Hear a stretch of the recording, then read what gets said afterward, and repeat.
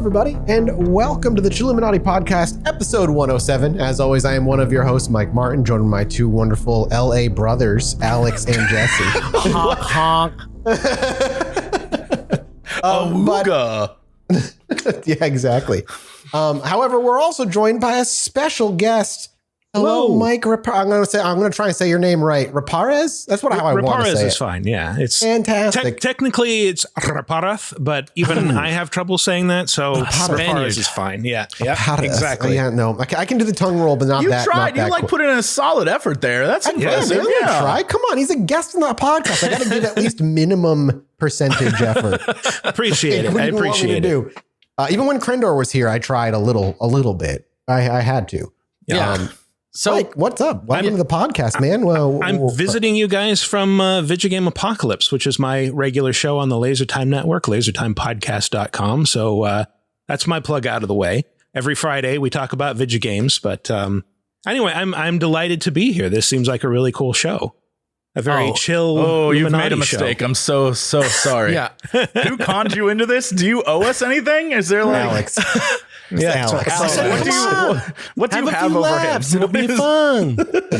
Meanwhile, he leaves traumatized, wondering what he even got into. Mm-hmm. So the question that we always ask guests at the top, because there's sort of like a stigma around talking about this stuff sometimes with people outside of your social circle. So before we get into this, we're all very well established amongst our audience of like what level of belief we have, but what is your experience with the paranormal? What are your thoughts on the paranormal? I'm interested to know. I don't have a lot of direct experience with the paranormal.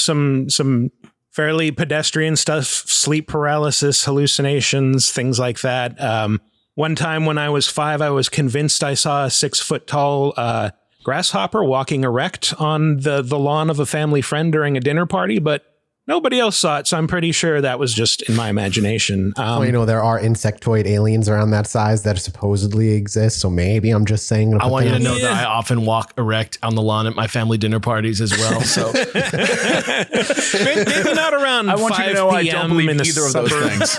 Yeah. I do have... There are some family stories that have been passed down to me. The one that I always think of was... So my great grandmother, when my great aunt is the oldest of several sisters, and when she was just a little girl and an only child at the time, she got very sick with some sort of bad cough, flu, something like that. And my great grandmother swears that she woke up to hear her coughing and saw a figure standing over the foot of the bed, just like a somebody draped in a black sheet just standing there. Oh. And so she kicked out at it, and it just glided soundlessly into the wall and disappeared. And the wall that it hit was the room adjoining my great aunt's room. And so she started crying, and my great grandmother runs in there, and she's sitting up awake and saying, "Mommy, why did you come in here and scare me wearing that black robe?" Oh my God. First of all, I love that story has or be violent toward whatever that was. I mean, it's the first story I've heard where they were like, fuck this ghost. This is the most relatable ghost story I've ever heard. Yeah. I've often said, I don't believe, but I want to know why people don't fight ghosts more often. And this, I get. I finally believe one. This is it. They went right for the kick. Oh, hell no, ghost. Get away from my baby. Oh, yeah. I grew up thinking about that, and then heard from my uncle, no. The ghost was coming out of her room. And I'm like, oh, well, okay. No, it changes everything. What are you talking about? Never mind. It's fake again. We almost had you, Jesse. We almost had you. So are you a Mulder or a Scully? I'm more of a Scully than a Mulder. I think I want to believe, but I haven't seen any evidence that makes me believe. I'm rationally minded, man. I like that. But when I'm lying awake at 4 a.m. in a strange house, of course I believe in ghosts. Yeah, exactly. Fair enough. And when I'm lying awake at 4 a.m., I like to be thinking about patreon.com/Chilluminati pod, where we are inching closer to our goal of $10,000, in which Jesse not only will believe in ghosts, but we will force him by doing some sort of crazy television style lockdown is what it's building up to be at this point. There's somebody out there right now on Twitter looking for YouTube personalities, Twitch personalities. They want to do like record. an AMC show. I want to let AMC know we are not the three. I'm going to let them know right now. We are not the three. Yeah, it'll be one of those forgotten pilots that's like on YouTube. That's like one of the greatest things ever that never got made because those three guys were geniuses. You know what I mean? But yeah, please go to our Patreon. Please support us. And today, it's not only the Patreon I'm supporting. I'm also talking about an amazing thing that's happening in Los Angeles the last week of October. Jesse, take it away. Oh wait, no, I'm talking about it. You mean? Yeah. All right. Yeah. Hey, did you know that if you want to get some super spooky, fun time activities in your life and like, I don't know, travel to LA at the end of October, the last week, these, I was about to say 3. And I mean, like, it could be 3. I don't know. But my 2 lovely co-hosts and I, and who knows what other special guests, I don't even know. We have not planned it yet. We have not zero plans. Literally, I'm just starting thinking about what kind of show we want to put on. We are doing a live show in LA, October 26th, just in time for Halloween. So come out and hang out with us. It's going to be crazy. There will be there are VIP tickets, I believe, still available, and you can get crazy with it and come hang with us, and we'll do Q&A stuff. And there's special items that you can get from that.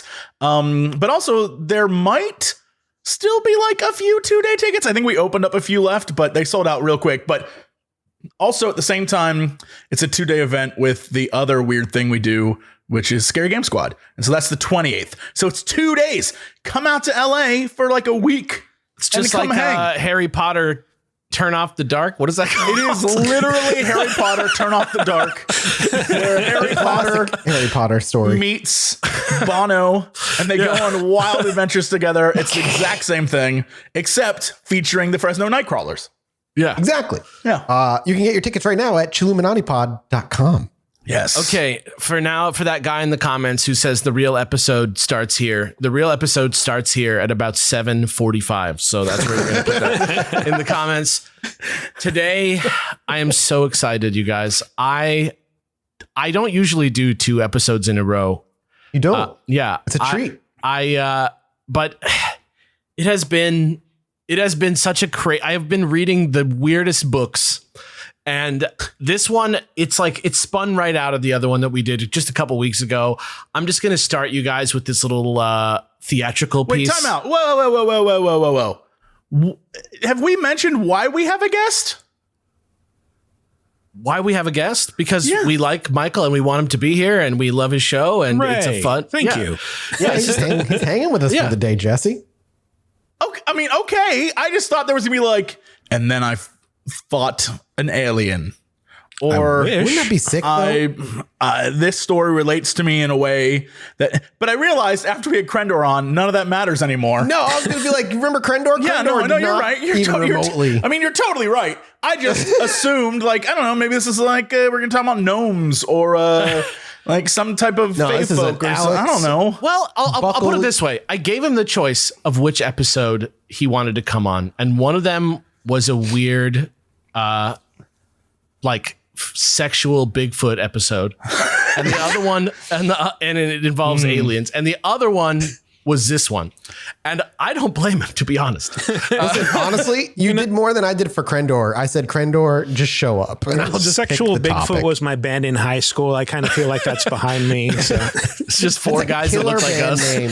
I wish you guys could see our Zoom call right now. It's literally like if the Beatles were all just a bunch of podcasts. We look the same. We're like the same guy 4 times. Yeah, just stereotypical podcaster here. Stages of evolution is coming in real strong right now. It's like a created character, just like list of guys that got made. The same game engine. This really is the 4 different Caucasian white men that you can choose in any game. Yeah. Mm-hmm. You jump it. You get add a little bounce when you jump out to get yourself. A little zoom in, start customizing. I don't believe it. Yeah. But yeah, I want to do a little intro. The video there's like a book and a video. They're all like, this is one of those delicious ones that's like a guy like beats the drum of this story that happened to him all the time, and he like still hustles for it even though it happened a long time ago. And so I don't know, I guess it wasn't COVID because it came out in January, but there was a video, and the video started like this, and I just thought it was so great that I'm going to do it too. So ever since moving, I've already talked about how I've been trying to make myself healthier, both in the way I sleep and the way I eat. And I'm pleased to say the way I've been eating has gone such a long way for my own personal health. And one of the big things I had a hard time replacing was those sugary cereals, simply because they are I love like my sugary cereals. But a while ago, I got to replace it with Magic Spoon. And that's because Magic Spoon reached out to offer to sponsor this, and as always, offer us some product as well. And due to Magic Spoon being so much healthier, you might be asking how much healthier? Well, let me tell you. 0 grams of sugar, 13 to 14 grams of protein, and only 4 net grams of carbs in each serving. Only 140 calories a serving. It's keto-friendly, gluten-friendly, grain-free, soy-free, low-carb, and GMO-free. And you can now build your own box. The available flavors to build your very own custom bundle are cocoa, fruity, frosted, peanut butter, blueberry, and cinnamon. If you're looking to get healthier about your breakfast or just not lose that delicious flavor while getting yourself on a healthier diet, try out Magic Spoon. Head over to magicspoon.com/chill to grab a custom bundle of cereal and try it today. And be sure to use our promo code CHILL at checkout to save $5 off your order. Remember, get your next delicious bowl of guilt-free cereal at magicspoon.com/chill and use code CHILL to save $5. Thank you to Magic Spoon for sponsoring the episode. The story starts with a grim vision of the future. Is this a video or is this someone talking? This is just me interpreting that same idea because I'm a good writer. Wait, All right. what? Wait, I'm good. I'm solid. So what's that? So is it the video you're talking about or the scenario? Just follow me down this little path. I'm trying. Just let me do my little, like, have you ever seen Mystery Lodge? Let me do that for you. All right, here we go. The story starts with a grim future. The year is 1980. Rough year. The vision involves an old empty house, Victorian and abandoned, with crumbling walls and creaking floors, filled with dust and cracks and creaks and acrid smells. But it wasn't always this way. In fact, this dilapidation wasn't natural at all, and the forces at work diminishing and decaying this house are far worse than time and neglect. These dark forces did the work those would do over years in mere weeks. And this house doesn't stand abandoned by choice. The people who were there were forced out, ran off by forces beyond their understanding, from beyond the veil, at the intersection of time, mind, and space. How dare you? How What did dare you think of that? What did you think of that? Are you guys there? Oof, That got was- chills. We're there. Yeah. That was the most nothing ever said in the history of anything. You were like, and in the darkness, the void stared back, and there they were. You didn't see the house? entwined in. My scary British house?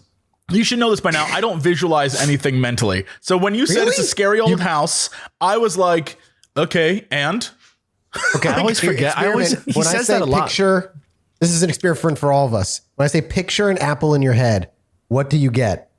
We'll start with Jesse. Jesse, can you see anything? Is it just blank? yeah. All right. So when you say picture an apple in my head, what I see is the light shining in my eyeballs, and then I hear your voice and darkness. I don't picture. That was me trying. Wild. That was me trying to picture an apple in my head. I can't do What it. are you, Alex? I'm like Pixar in there. I'm Me too. yeah. I I can can't see do it. like the mist like creeping in from the cabin window while the apple sits on an oaken table with 2 wooden. Oh, it's beautiful up Are you there. an apple guy or a void guy, Michael? I'm an apple guy. I envisioned a perfect Granny Smith apple, and then when you said apple in my head, I imagined it literally inside of my head, possibly in front of my face, like that Magritte painting. But I like that. It's like a surrealist thing. I don't know why cannot do Jesse's that. I a have non-believer. I mean, look, if I can't, the problem is like, I know what an apple looks like. I know what a table looks like. I don't need to visualize it because I already know what it is. So my mind is categorized and like cataloged away. I'm like, I got that. I'm not worried. And I'm moving on. I'm moving on to things. Well, take it from me. I know you know what an old, dilapidated Victorian house is, and now just imagine it has secrets. And I think I've done for you the best I can. The house has secrets. The people who live there, you know what? I'm just going to shut up. All right. I'm just going to be quiet. Listen, after I did the 2-parter about the guy communicating with the past through his computer, you guys remember that one from a couple weeks ago? Classic. I started to look for other like wild books. Like I said, firsthand. It's like, not like the Warrens where it's like clearly like hustlers going down the line. This is like their story. This is their thing that happened to them. This thing was heavily covered by the press. This is like a real thing, like up to a point. And that's what I love about this. And so, you know, when you say a real thing up to a point, like I'm already like, I don't know. You'll see what I mean. You'll see what I mean. Like at some point you're going to have to like buy into the fact that, you know, like, you know what? I'm bought into your storytelling every time. That's not an issue. I'm just going to sit idly by and wait to poo all of this. All right. So, well, yeah, I understand. How it works. Yes. Yeah.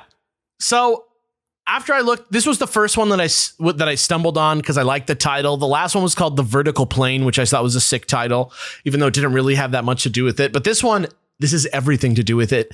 Ladies and gentlemen, this is the story of the Green Stone. Okay. In the summer of 1979, things were going rather swimmingly down at number 19 Oaks Crescent in Wolverhampton, an old Victorian building, which at the time was the headquarters of a group called Parasearch, which specialized in, and this is going to blow your mind, paranormal research. Wow. Yeah. At the time, they were publishing a monthly magazine about all that cool stuff called Strange Phenomena. And Graham Phillips, the guy who is our guy, he wrote the book, he made the video, he's like still talking about it. The video has like 3.5K views on YouTube. He was the editor of Strange Phenomena. That summer, Graham and Parasearch's lead researcher, Andy Collins, were looking into an alleged secret society that dated all the way back to the 1600s, which was called the Rosicrucians. So here's the deal with this, and follow me here, because this part actually diverges a little bit from the way Phillips presents it in his book, which is like fully truth. Because like, I'm not interested in like just like listening, like entertaining a guy who's saying wrong facts. So I just want to like make a little distinction first, and then I'll get into what happened with Graham. Shout outs to the article Shadow in the Shadows by James Ellis at Newsweek, which is a pretty reputable publication. So apparently in 1572 and 1604, just, 32 years apart, new objects appeared in space. And everybody who saw them thought of them as like new stars, like DLC to like certain constellations. Like there was like the constellation Cygnus, which is the swan, and Serpentarius, who's the serpent bearer. And literally these things like showed up as like new stars in those constellations. So people were like, that is insane, because they can see it with their actual eyes. And in reality, scientists think it was probably just a couple of fucking supernovas. But that's like rare enough that I don't think we've seen anything close to that with our eyes since. And the fact that this happened twice in like less than 50 years is really crazy. And literally when they happen for weeks, like outshine everything else in the sky, super bright stars, according to them. And so people looking up and thinking about this is like the most important thing that's happening all over Europe. And especially people who are like interested in the sciences and like what's up there. And so people like this, they took that as a sign of like the onset of new knowledge, religious tolerance, free thought, enlightenment, all this type of stuff. Kind of like how, if you'd imagine like how like mods or hippies or punks kind of just like organically pop up in a culture and then they're just like a thing for a while. Same thing with the Rosicrucians. It was like, we saw these stars, we're like inspired by that. It's kind of cool in a hippie way, if you think about it.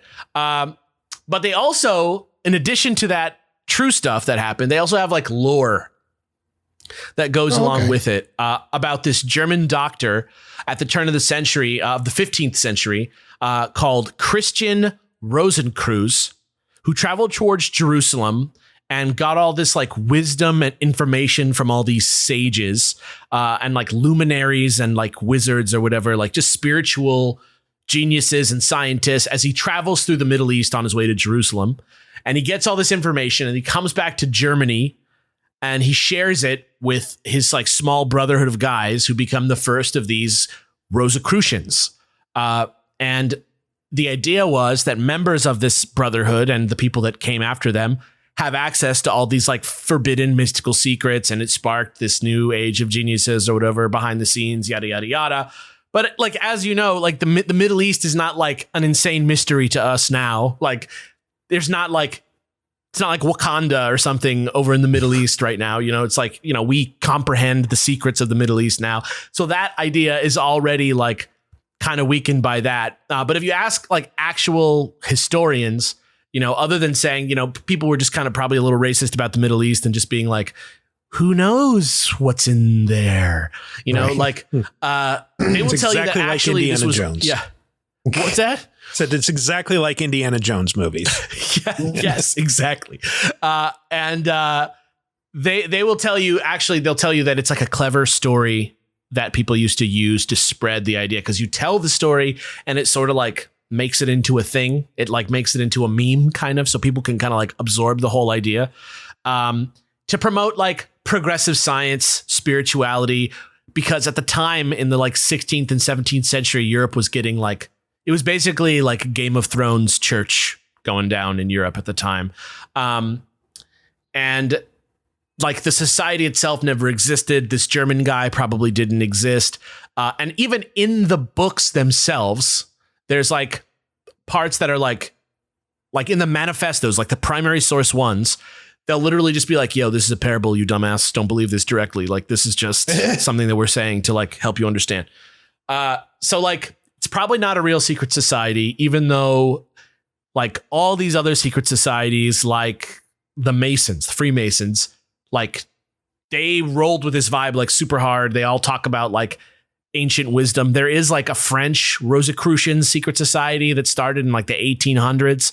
And they're like, this goes back to the teachings of ancient Egypt or some shit. But like, that's like not the same as this. This would happen in the 16th century and the 17th century. So don't worry about it too much.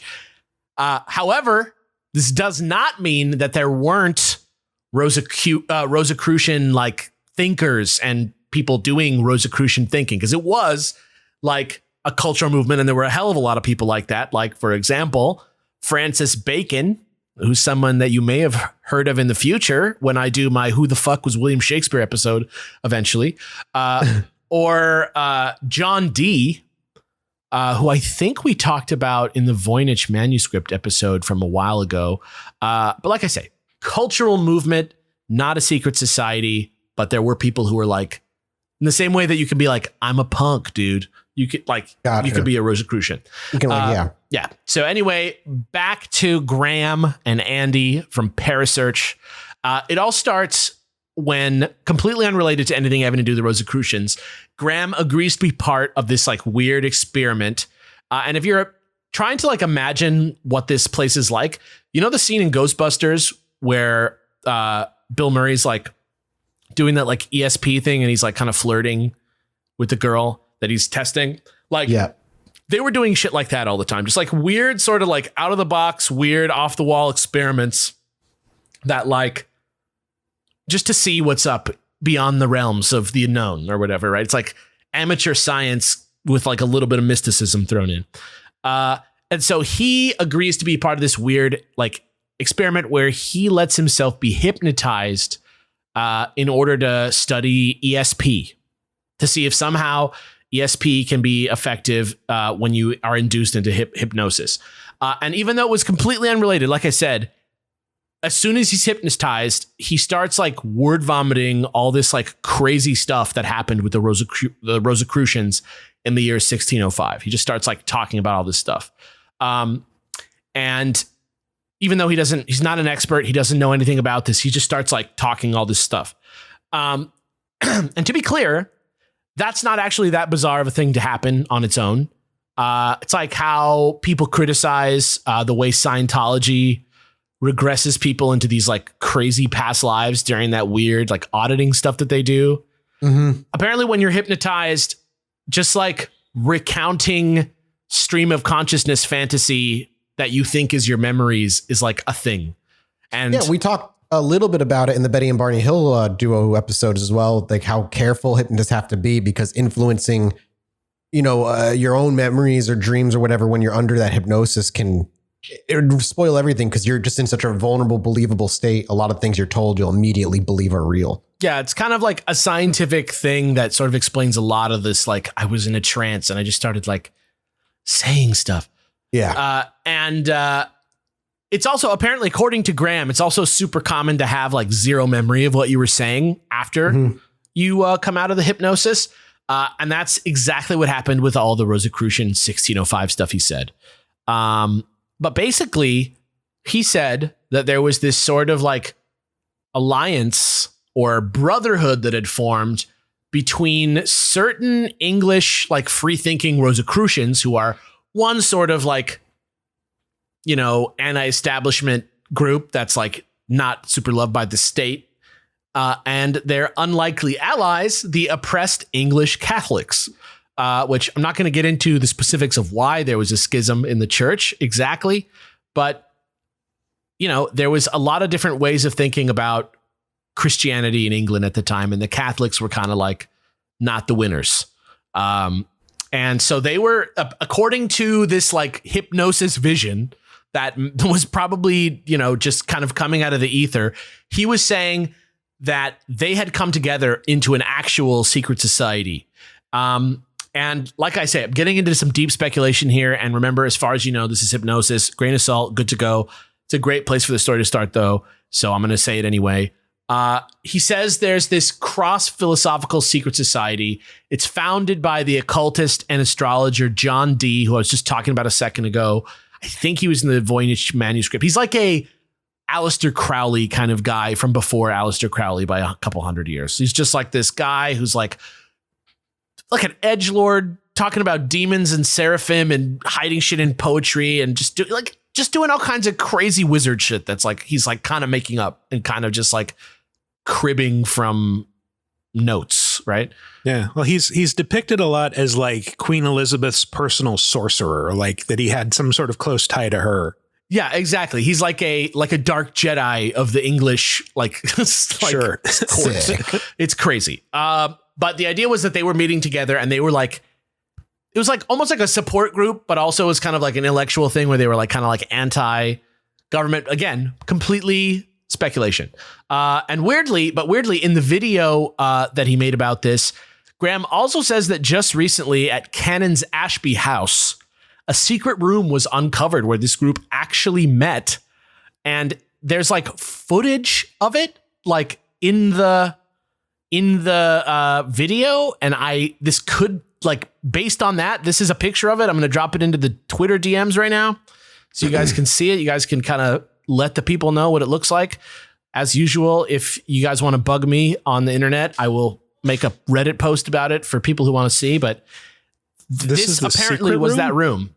Wow. Newly discovered in the Cannon's Ashby house. And pretty cool. Cool idea that there's like a hidden room in a house. For those that are listening, it just kind of looks like a dining room. Yeah. With shelves that have plates and Imagine stuff. the least cool secret room you've ever seen. Well, it's cool. Really It like it was lit by, the dark by candlelight. It's exactly what you would imagine. It looks like a Victorian dining room. Yeah, it's got coats of arms all over the walls. Exactly. Yeah. It even has the walls with like the plates on them, like your grandmother had. Yeah. This is not threatening in any way. Fair enough. But it's a cool idea that they're meeting in this like hidden, unrevealed room. But if you can see in the picture, there's like these like sort of like these grids on the wall of these painted things. And apparently what those are actually like heraldic crests for all the members that met in the room. And according to Phillips, all these kind of notable people, like, for example, Sir Walter Raleigh, another like free thinking statesman type guy who we mentioned on the show before, and also Robert Catesby, who is a like notorious political activist for the Catholic Church. One was a Catholic, one was like a more Rosicrucian guy.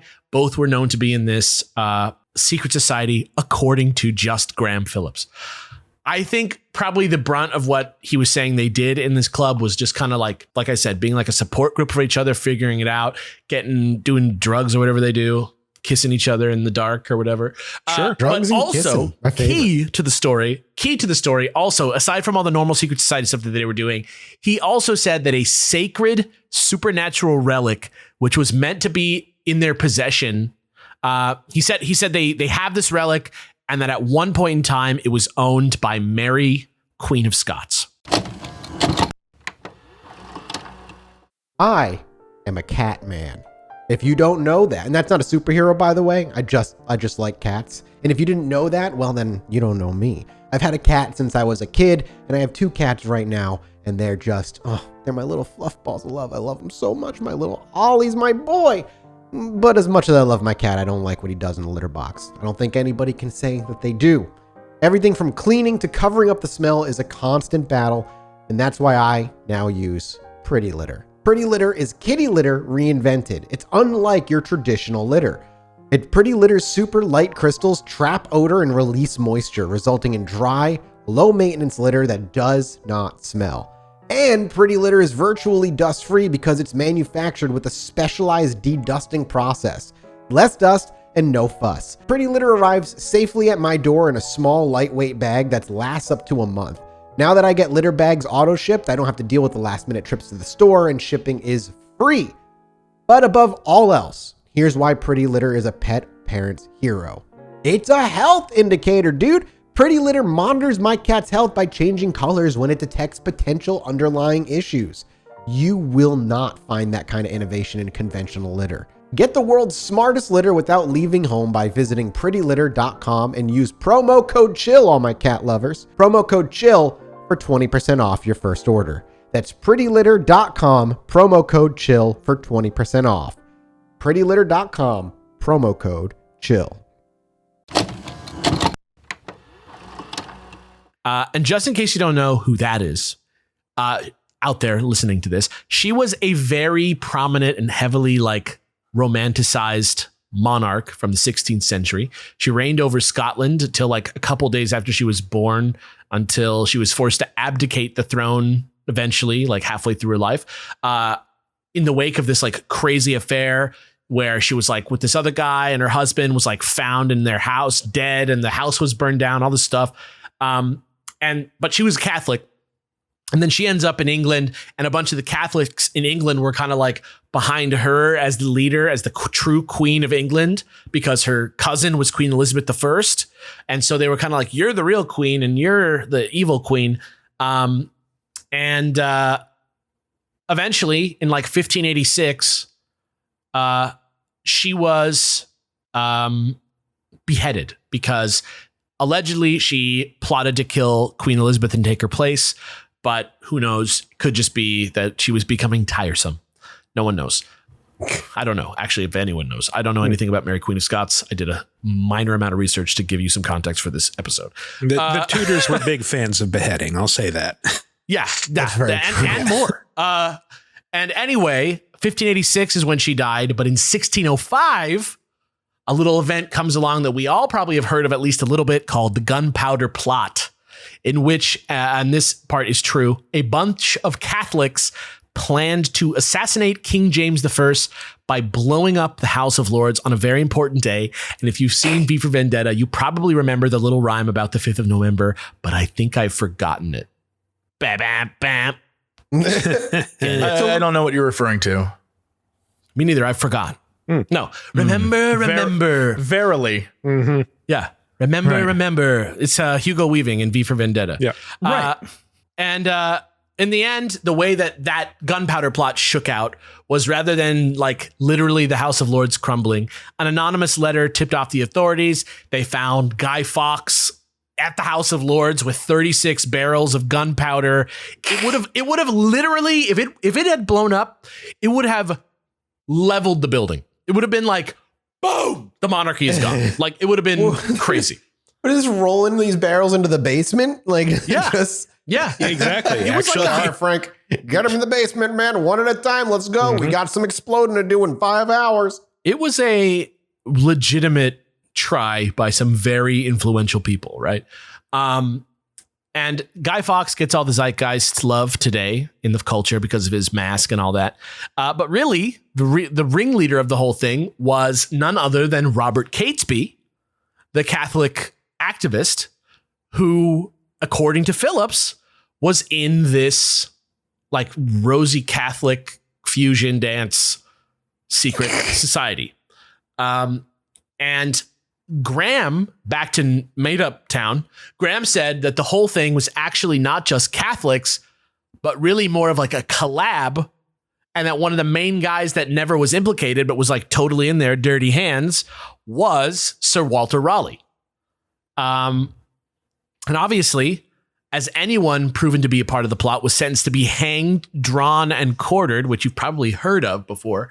But in case you don't know, literally means they would drag you behind a horse to your hang you, chop off your penis, slice open your guts, chop your head off, and then cut your body into 4 pieces and hang you up on a wall for people to be like, Look at that loser. He was, what a dummy, breaking the wall. Yeah, they'd usually take each piece to one of the 4 corners of the empire or whatever, and just be like, don't mess with us.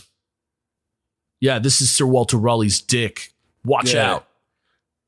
Yeah, man, you know what? He had a rough time, that guy. Yeah. So they were people. So at this point, according to this version of the story, obviously people were probably trying to distance themselves from Catesby and Raleigh and John Dee's club that he was running with them. And just as things were starting to pop off, the secret alliance was over, and they just, but going back to that hidden item that he was talking about, here's what he said happened. As I mentioned before, Mary Queen of Scots was beheaded in 1586. But by 1605, people were really trying to have her like canonized. And they were saying that like some of her items that she had were like mystical relics because she was kind of like this folk hero. So Queen Elizabeth's chief minister, Francis Walsingham, like takes all that shit and like destroys it so that people are like, who's Mary Queen of Scots? We have literally no written record of her anymore. No. It's crazy how in the Middle Ages, like people were just super willing to just burn their own history. Yeah. Lost to time, just gone like that. And we will never know. Yeah. Nuts. Yeah, they're gone. Bye. Yeah. And so when that happened, whether he stole it or somehow it was given to him as a gift or something, by 1605, apparently this item was in the hands of Robert Catesby. But according to Hypnotized Graham, once the Gunpowder Plot went tits up and everybody was on the run, he took that item, gave it to a woman called Gertrude Wintour, who was married to one of the plotters. She kept it overnight at a place that Graham said was called Huddington Court, and then said she passed it on to another Catholic member of the Rosy Catholic Society, to a guy that he said was called Humphrey Packington, which sounds like a fake name for sure. Who then Humphrey Packington. Who then took that, hid it away in a secret location where apparently for 400 years it has just remained. Never found. Well, luckily for Wow. all of us, and honestly for anybody who wants to make like a dope British Da Vinci Code knockoff, Packington was said to have left a series of clues to the stone's location Of course. around a place called Harvington Hall, the old Tudor house where he lived near Kidderminster. Is that a place? Sure. It's spelled like I'm supposed to pronounce it Kidderminster. Kidderminster. I think it's Kidderminster. I don't know for sure. It is in the Midlands, and that is the best that I can tell you. Someone will let us know. Yeah, I'm sure they will. But yeah, so he said all that shit, some crazy shit, that there's clues at Harvington Hall. And when he woke up from the trance, he had no memory of Gertrude Wintour or Huddington Court or Humphrey Packington. But when they went to the library to look that shit up, turns out all those things were real places. Huntington Hall was real. Humphrey Packington is a real guy who really did own Harvington Hall at the time of the Gunpowder Plot. Everything was there except for the missing Mary Queen of Scots artifact. Right? And now we are back where I started, where these two guys were researching Rosicrucians because of this crazy hypnosis thing that happened at Parasearch. And they were well enough convinced by it, but they were kind of like, should we act on this? We don't know. Is there anything here? There's no record of this. But suddenly things got really strange at Parasearch. And even though they hadn't told anybody what Graham had said under hypnosis yet, other researchers at Parasearch, all the type of people who would certainly be open to any sort of cosmic communication, all began to have these like weird experiences. So first, here's a quote from 1981 by Terry Shotton, another researcher from Parasearch at the time, about something Phillips describes as psychic impressions. This is one for Mathis to read. Okay. I give it to you. Twitter or Zoom? Tweeter. Tweeter. All right. As soon as here it is. During the many years of research, one of the people we'd investigated who had proved to be a very good psychic was a lady by the name of Miss Penny Blackwell. One evening, I got a phone call from Penny asking if I would go down to see her as soon as possible. I got down to Penny's about an hour later, and she took out a tape and explained that for the very first time, she decided to tape herself in a trance. She played the tape, and on the tape, she first of all starts to talk in quite a normal voice. But suddenly her voice changes, and it starts to talk about Parasearch and the people involved with Parasearch and a project we were about to embark on, and that it would have quite major repercussions in the future. This was quite strange to me because I didn't have a clue what she was talking about. It just seemed to be absolutely ridiculous. I gave no more thought to it directly until the following day. I then got a phone call from Alan. Okay, and the Alan that he's talking about is actually Alan Beard, who was another researcher with no knowledge of Graham's alternate history that he was talking about. It was just like another guy at the foundation who just out of the blue called. This is for Michael to read. I'm going to drop that in the tweeter. Okay.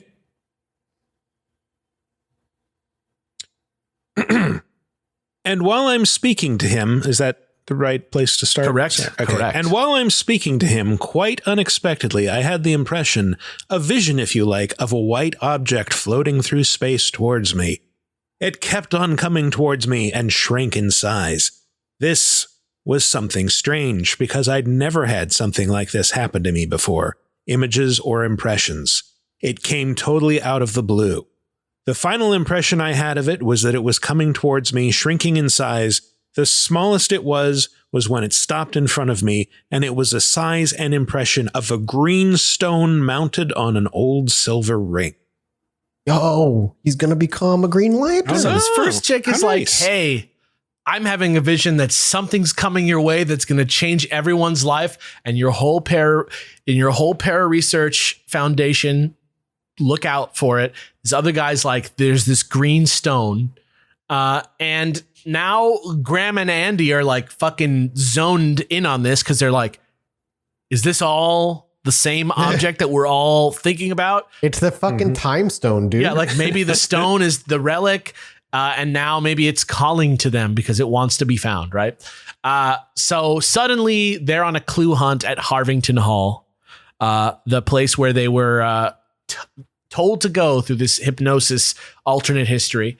And they were amazed to discover that, in truth, for real, recently a renovation had revealed a hidden mural in one of the upstairs corridors of Harvington Hall from the days of Humphrey Packington and the Gunpowder Plot. And even more enticing than that, it actually, like, the people that found it, the like archaeologists or whatever, were saying that it purposefully was covered up with wood paneling since the early 1600s. So they go there, and out of nowhere, this is a real thing. This mural that they find is called The Nine Worthies, depicts historic figures from history. It depicts 9 of them. I forget who it is. It's like Alexander the Great and shit like that. I can't remember exactly. It's like a bunch of big, huge, mythical figures. And in the center, the main image that they're focusing on as they're looking through the clues is this huge image in the center of like this weirdly young King Arthur. It's like he's like really small and he's wielding like a giant Excalibur that's like way too much for his like toddler frame. I have an image of it. I'll drop it into the Twitter so you guys can see this mural. There it goes. And yeah, you can see it's kind of like, it looks exactly like a mural would look hidden behind wood in an old house for 400 years. But yeah, this is the picture of Arthur with Excalibur. A group of knights are on a hill behind him. And I think there might be more to the picture than this. But it's Arthur in the foreground. He's quite large. The soldiers are a bit farther back in the distance on a hill. Are we sure it's not a bunch of soldiers fleeing from a giant baby with a sword? I'm kind of on Mike's page here. It looks a lot more like that than what I said, for real. The baby, he looks like one of those precious, like, holy babies that you see. That's like kind of like a little man that looks like a baby. But he's like a little chubby for some reason. Yeah. He just looks like a Dark Souls boss. Locks. Yeah. Dead ass. But yeah, so they're looking at this thing. There's Arthur. There's these knights on this hill. And they figure out nearby, 25 miles away, according to a quick Apple Maps search, there is a real place called Knight's Hill, which is right next to 2 small lakes, separated by a tiny footbridge, which actually was there in the 1600s and was known locally as, wait for it, it was known as Arthur's Bridge. Ooh. So we got Arthur's Bridge, we got Knight's Hill. It's from the time of the Gunpowder Plot. Obviously, these dudes are jacked to pounce on that hunch. And it's just around that time that Parasearch Can I ask a question? Just like, sure. Before you continue. So this was a place known as Arthur's Hill. Knight's Hill is the name of the hill, real hill, and then the bridge is Arthur's Bridge. Okay. All right. Yeah. I'm just trying to like put together how I'm going to rip this apart. Please continue. So obviously these dudes are jacked pants on that hunch. It's just around that time Parasearch gets yet another call, this time from another team member, Marion Sunderland, who again has no previous knowledge of what Graham and Andrew were up to. Here's a one for you, Jesse. I dropped it in the Twitter. Ooh. I had a psychic impression myself, and I could see water. What appeared to be a very still lake. I saw a large slab of stone. Resting on the slab of stone was a sword. And with that, I got an intense, overwhelming smell of rotten, decaying vegetation. Very unpleasant. And then Alan Beard called back with some more information. So, Michael, here's another quote from Alan Beard, since you're this documentary's voice of Alan. I decided that I would sit down with a writing pad and a pen in the dining room at home to see if I could get any more impressions of where we might look to find this greenstone. No impressions came, but I did hear somebody, a voice perhaps, try to dictate something behind my head. It was as if I was listening to snatches of a conversation. The snatches I heard gave reference to a holly bush, but the more important thing was that we weren't looking for a stone. We were looking for a sword that would lead us to the stone. Oh, God, it's Star Wars. You gotta get the magic dagger to find the thing you want. But first, you have to do some favors for the old man who needs you to bring in his turnips, and then he'll tell you where to find the stone. Yeah, you are correct. So this is starting to seem like a thing. So immediately they're like, is this real? Holy fucking shit. They go to Arthur's Bridge. And while it is not next to the bridge right now in 2020, there is a film of the bridge from 1980s, like the 1980 or 1979. When they first went over there, right next to the bridge was none other than a giant holly bush, 12 to 15 feet tall. And for them, it seemed especially uncanny because if you actually look at the image from the Nine Worthies, this is their own reasoning. I'm not saying I agree with this for sure, but this is what they said. Arthur is looking down and to the left in the image. And if you're looking at him as a 3D thing, like on the 2D plane, he's looking to the right of my eyes, but he would be looking to his left.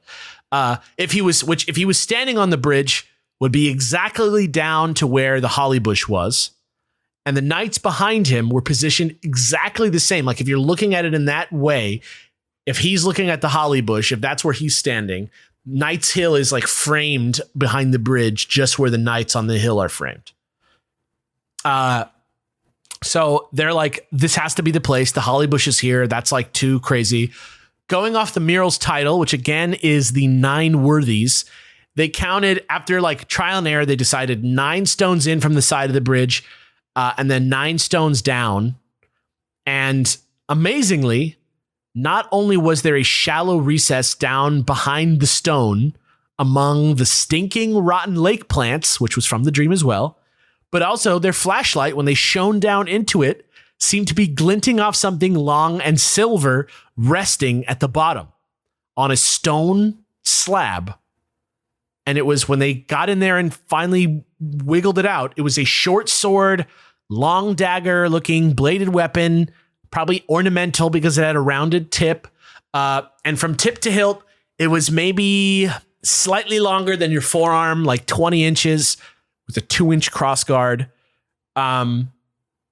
Pretty nuts. They just found this thing. They took it to the Grosvenor Museum in Chester, where it was studied. And it was discovered to be cast from a single piece of steel. And it was not able to be dated, but it was identified as the same style as a 16th century Scottish dirk that was embossed. One side of it was damaged from like age and time. The side that was like resting against the rock, or maybe, I don't know which side it was, but one of the sides was like very weathered. And the other side was like an almost clear emblem, hand hit the way that it would be made in the 16th century. The emblem of Mary, Queen of Scots, as well as a mysterious 3-word inscription on the blade, Maeonia for Mary. Maeonia for Mary. That's going to be important later. But yeah, mysterious phrase. Nobody knows what it means. Amazingly, this dagger still totally exists in physical form. You can see the dirk today at the Tudor House Museum in Upton upon Severn, which coincidentally happens to be currently located in the historical home of John Dee, who supposedly founded this whole thing in the first place. I think that's more of a coincidence. I do have a picture of this thing. Here is Graham holding the dagger. I'm going to drop that into the Twitter. Yeah. So it's like a giant letter opener. Yeah. It's like, it's not a weapon, I wouldn't say, like that you should feel dangerous like around, but it is a tiny little dagger sword thingy. And so that's what they literally found. Anyway, shortly after this, Alan Beard and Terry Shotton both had separate dreams of the stone, where they said it was being hidden in a brass casket, and separately from each other, when they had the dream, they woke up and drew it, and they brought it in the next day, and they both had almost the same drawing, and according to Phillips, 2 other people, and this is going to be a quote until I say end quote, 2 other people, quote, known to the team, had similar dreams. One dreamt of a swan and another of an avenue of trees beside a river, at the end of which was a mound where she believed the stone was buried, end quote. So think about that. This reminded them of another new star in the Cygnus Swan constellation, which was first recorded in the year 1600 by Johannes Kepler. And in actuality, again, probably just another like big, bright celestial event that was rare, but it was the first time anyone could see it with their naked eye. And on the body of the swan, that star was located right on the base of its neck. Naturally, After thinking about a swan's neck, this got everyone thinking of a meander in the River Avon, which was only 7 miles away. It's a meander. It's like a kink in the river that's literally called Swan's Neck. And when they got there, just as they expected, in a grassy mound by the water, they found a little brass box. I'll send a picture of it to you now. This box was actually dated to be from the 16th century, according to the video. And inside of the box, when they opened it, was nothing but a simple, round, jade stone. A time stone. Yeah. And here's one more quote from Alan Beard. So, Michael, take us away. Now more than ever, especially how digital we're going, building a presentation is a massive task, especially if design doesn't come naturally to some people like me. Presenting is much more nuanced than throwing together bullet points and charts. Part of the challenge is making the experience memorable for an audience. So making presentations wasn't something I enjoyed or felt confident in doing. It's something I did because I had to, and I taught myself as much as I could. But now that I have Canva Pro, creating and sharing presentations is so much easier than ever before. Canva Pro is the easiest way to create presentations like a pro. Thanks to Canva Pro's time-saving tools and editing features, I can create high-quality, high-resolution presentations in minutes, and they look stunning. Plus, I can design, collaborate, share, and present on any device. And in today's day and age where everything is friggin' mobile, that's a massive plus. Canva Pro comes with endless extras like 75 million premium photos, videos, audio, and graphics. You get all of this and more in just one Canva Pro subscription. Honestly, my favorite thing about Canva Pro is how quickly I can get something put together for a social media post like on Instagram, Twitter, Facebook in under 15 minutes, and it look excellent. You too can wow your audience with Canva Pro, the easiest way to create presentations. Right now, you can get free 45-day extended trial. Just go to canva.me/chill to get your free 45-day extended trial. That's canva.me/chill. Canva.me/chill.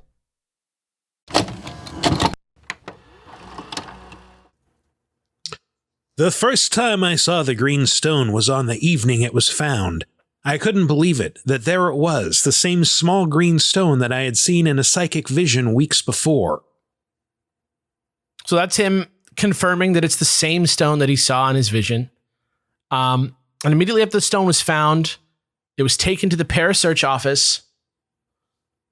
But that was just the beginning of the weirdness surrounding these events, and we'll find out more in the Green Stone, Week 2. Ooh. Coming next week. Shit. Cliffhanger. Whoa. Did you invite someone on only to do a cliffhanger? I have to do a cliffhanger. It's too long. There's so much more to this. There's an entire Da Vinci Code story, and then there's like an entire like ghost story. Coming back? What is happening right now? He can. All right, sure. you're Why welcome would to you come back. do this? What a rude invitation.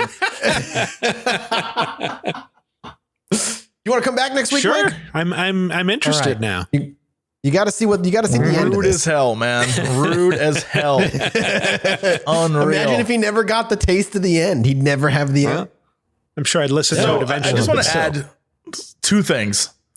I can't poo-poo anything yet.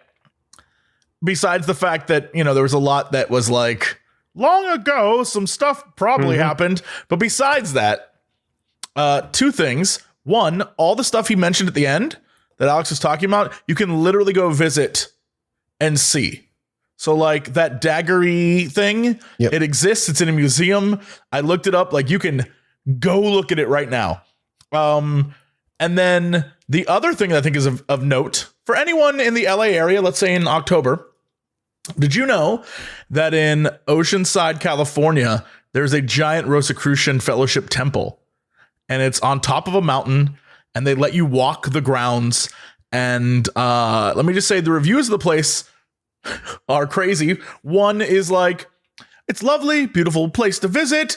One is like, I am there every weekend, and we see the true power And then there's the other ones who's like, these are the devil people. They are pure evil. So I will say one of the reviews I found helpful, which it's pretty lengthy, but it said something along the lines of, this is not the original Rosicrucians. This is like a heavy Christianity version. And they're like the original ones had to do with a lot of other mysticism. And it was a more worldly view than just very sort of European Christianity centric focus. And I was like, oh, good to know. But they're straight up a temple. It looks kind of abandoned, but at the same time, people are there. Like the lettering, stuff has fallen off. It is a little creepy, but also like kind of interesting. So if I've you driven are by this place, but I've never actually been there. Yeah, apparently it is. It looks, the crazy thing is one photo, it looks like this beautiful giant domed building. And then as you pan out, you're like, that's actually very small and kind of creepy and up in like the hills. It's interesting. I have no idea, but maybe we should go see it in October. I mean, they say you can walk the ground. You have to be out by 5. But before we wrap this up, there are a couple things I want to like point out about this story so far that I've been having trouble with as I've been reading this story. Just out of interest of like, this kind of way I cut it into 2 parts is because there's this like treasure hunt part, and then there's this like other part. And this treasure hunt part, I want to be clear. There's a video from 2020 that came out. There's this book, The Green Stone, which is free on Amazon, by the way, if you want to read it on your Kindle, if you have Kindle Unlimited. And it's from 1982, the book. And then there's a preface to the book, which like also outlines the sequence of events. So all 3 of these things, the 2019 preface, because I guess apparently what happened was the book is like something that went on sale for like one print run in the 80s. And because it's such a popular story amongst people who are into this type of shit, editions of the book were going for like hundreds of dollars or whatever. Yep. So they released another version in 2019 with a new foreword. The foreword outlines another version of events that's like very different from what is in the video. And I would tell you, you don't want to watch this video if you're trying to follow along with my story of what happened. If you can't separate the two and you're only interested in this from the point of view of like what's going to happen, I would say don't look it up. But if you're in the mindset where you can like hear different versions of the story and understand that I'm putting together my version of what I think the story is, and then there's other versions of it, I encourage you to go watch the video because that video has a totally different description of the secret society and what's going on.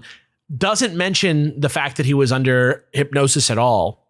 And has like a whole other conclusion about how that goes.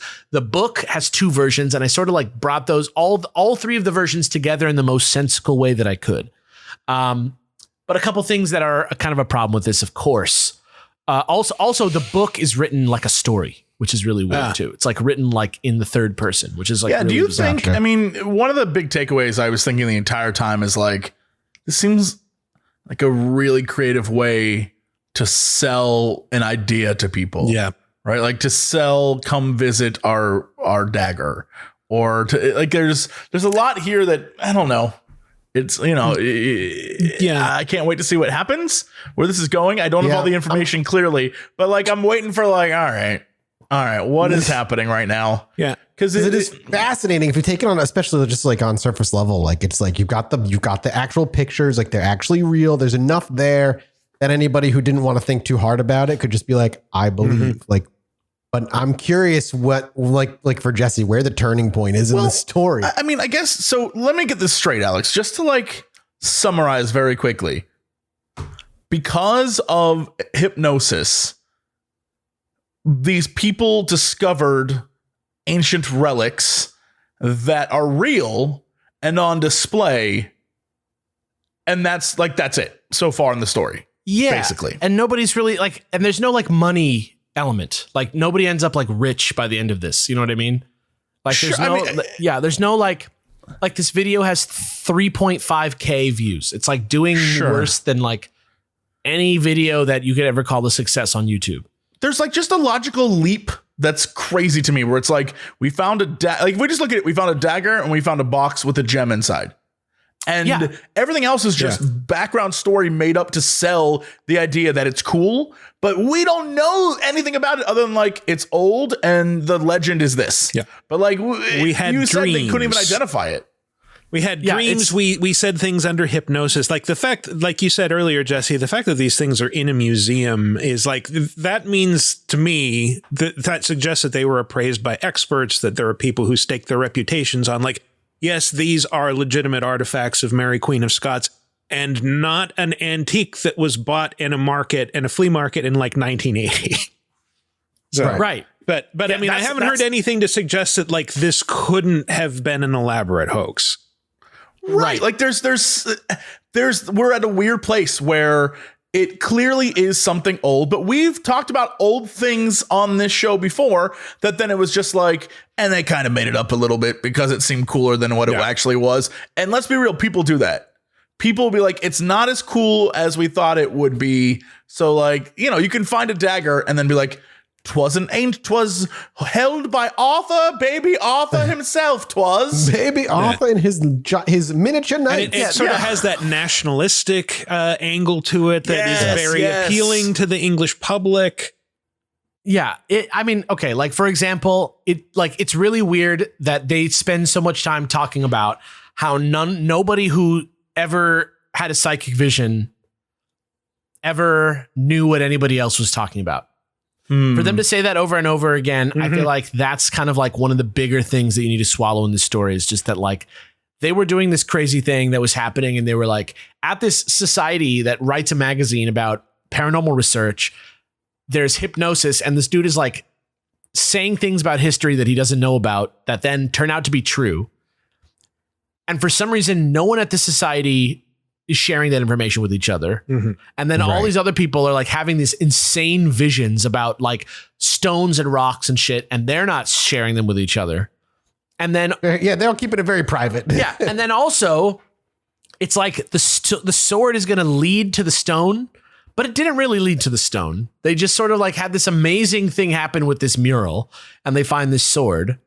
And that's true. The vision about the sword leading to the stone never came to fruition. Right. Yeah. They do connect in a way that I have not revealed. And I'll reveal it right now, actually, because it's so weird because it also ties into what I was saying earlier about there being different versions of the story.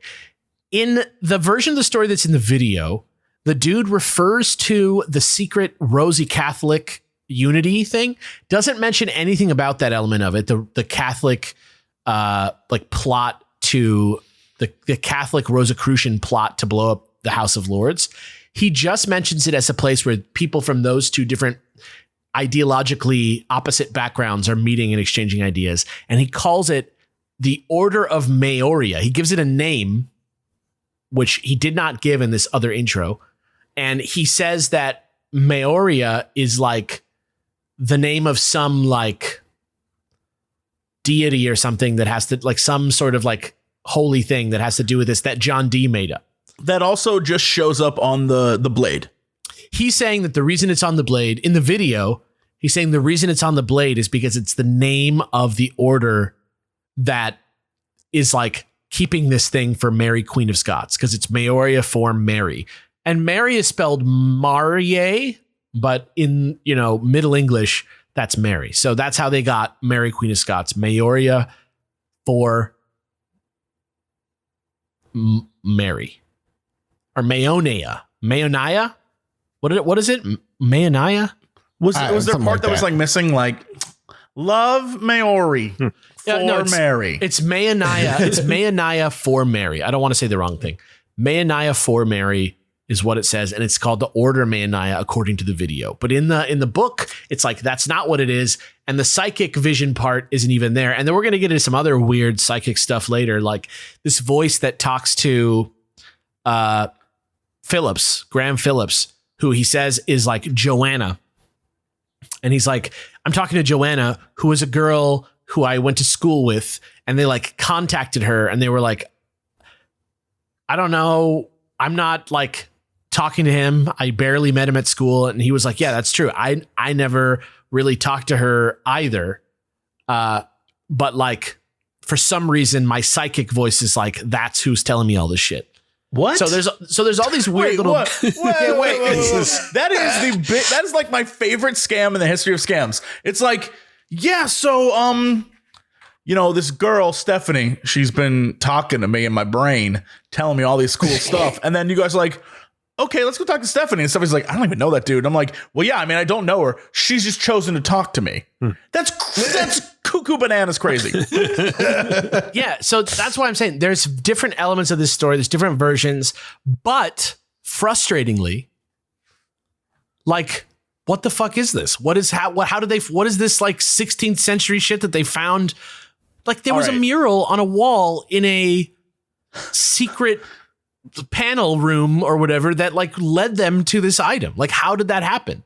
I need to ask you, because I know this what you're doing right now is very Mathis story. I'm waiting for the Alex story twist. In the next episode, is one of the things going to happen? One, either aliens, ghosts, possession, hauntings, or let's say something like some crazy, like the Beatles show up. One of those things happens in the next episode. Correct or not correct? Let me put it this way.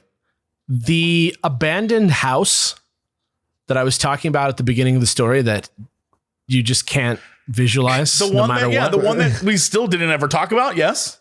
That is the headquarters of Parasearch. Right. Are you telling me that this stone destroys a house? Zach Baggins wishes he had that. Zach Baggins wishes. Fasciani, are you telling me just teasing you it. long con me and the thing that destroyed the house is a stone? I'm just teasing it. Oh my God. I'm just teasing it. It is the time stone, dude. It's fast forwarding time. I'm so ready for this. How Dilapidated. dare you? There is a lot more. Jesse always gets mad when I do a two-parter. Actually turned out to be the egg of a termite queen that then started breeding like crazy. Those fools. An ancient, forgotten termite breed brought back. Listen, we just brought back a 43,000-year-old multicellular organism. It's not impossible. Yeah, it's true. But that is the green stone. That is the green stone part 1. Now we have the green stone. We have found it. I told you it was British Da Vinci Code, and I feel like I delivered on that bit of it, but with psychics. It's a surprise two-parter because I was in my mind. I'm like, all right, I'm ready to go next week. The cult episode's ready to go. Ooh, I get another week off. He never just like says, "Oh, I have a two-parter." He's like, "And we'll continue." That's because I never next do time. have a two-parter. Every time it happens is I sit down to do this for like 2 fucking days, and then the story becomes too much. Like I didn't have to go in and tell you the history of the Rosicrucians or all that other shit that I did. But then I started reading this and I'm like, wait a minute, this guy's like telling 3 different stories about this. Like I have to be like, look, the Rosicrucians aren't a real secret society. It's like a parable, but like he's using it as it's real. But I don't know if that's like something new that like since the 80s that's been rediscovered or what. And then he's like, the room where they met was discovered, and he gives them a name in the video, and there's a picture of it. Like I don't know what to take away from that. A lot. Yeah. Well, we'll finish it next week. I'm excited to see where this goes, dude. Yeah. I want to know what this Infinity Stone is going to do.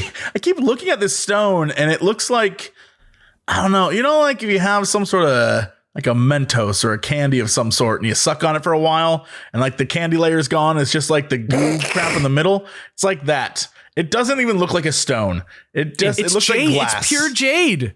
Is it? It does. It does look a little like sea glass. Yes. I feel like I'm getting a joke from the second Blackadder series now. I don't know if you guys have ever seen that, which was set in the 1600s around the time of Queen Elizabeth I. And one of his friends is trying to solve his money problems through alchemy, and he comes up with a lump of purest green. Yeah. I mean, dude, maybe that's where it came from. Look at it. I don't know. They got a really good hand model for it, I gotta say. Yeah. I will throw these screen caps on Reddit if you guys want, if you guys bug me, but there is a video on YouTube called The Green Stone by Graham Phillips. You can go find it. It tells you all of one version of this information. And yeah, Michael, thank you so much for coming down. Oh, thank you for inviting me. This was a lot of fun. Yeah, sorry to tease you with the cliffhanger, but it got away from me. But I will mention that in a couple days, I will then make the trek. If you like the Alex and Michael show, I will make the trek across the portal of the internet to the video game apocalypse. Yes. Where I will be on that show. And Is this a crossover event? it is a summer lightning crossover event. strikes. And Alex is going to come on for our episode where we talk about our 5 favorite games of 2021 so far, since we're at the end of June. So it's like, oh, we've got 6 months of games to talk about. Let's rank some of them. I can't even think of 5 games that have come out this year. I don't even good luck, y'all. The trick is when you realize. realize how long it's been this year. That's when when it really fucks you up. Yeah, when you realize we're already basically in July. keep thinking it's like and we're more March. than halfway through. Yeah, exactly. It feels like March. Yeah. It's felt like March of last year for about a year. Like, no, it's still it really 2020, has. basically, right? Yeah, Yeah, more or less. exactly. Well, yeah, thanks again, Michael, so thank much. you. We'll see you next week. We're off to go with Michael to go do a chill mini for all our Patreon supporters. I don't know what everybody has, but I am going to rant about the UAP report for a little bit. So that's What did I tell you, you fool? yeah. No, listen, it's not. We'll Don't talk tease about it. Don't tease it too. Don't give it too much. Michael, do you have any place these fine people can find you on the internet? Yes. Once again, either lasertimepodcast.com or VidjagameApocalypse.com is where you can find the shows that I am on. You can also follow me on Twitter at Wikiparaz. That's WIKIPARAZ. Great. Thank you. And please, guys, go to patreon.com/ChilluminatiPod, the greatest website in the universe. I love you guys. Peace out. Goodbye. Thank you. Anyway, me and my wife were sitting outside indulging on our porch one night, enjoying ourselves. I needed to go to the bathroom, so I stepped back inside, and after a few moments, I hear my wife go, "Holy shit, get out here." So I quickly dash back outside, and she's looking up at the sky in awe. I look up too, and there's a perfect line of dozen lights traveling across the sky.